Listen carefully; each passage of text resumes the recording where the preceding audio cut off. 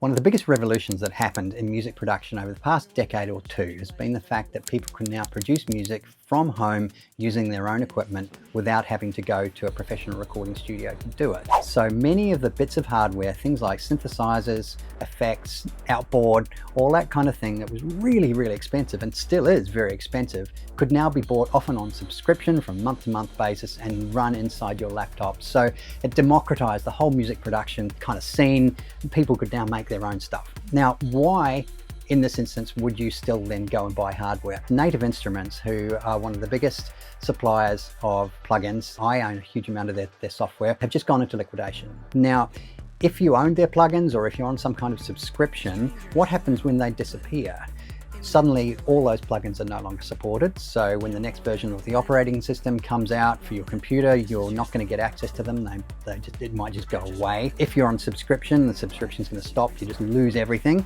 So now you can't write any music. This goes away if you actually own hardware. Now there's definite negatives to owning hardware. There's no doubt about it. I mean, it takes up space, it's got to be maintained, it's got to be cabled, it might need to be road cased, generates heat, all this kind of stuff. But for me, there's three really, really good reasons why I would want to keep hardware. So that's the first one, really, is the fact that I own it outright. The second one is that it will go up in value. Now, that's not always the case, but if you buy it carefully and you really know what you're doing, it will. The biggest example of that for me was my Jupiter 8. So I had a Roland Jupiter 8 synthesizer. I bought it for $1,000 back in the 90s. I unfortunately sold it way too early, so I didn't clean up on it, but they're now worth about £30,000, which is about $50,000. So if I'd kept that, that would have been a really major investment.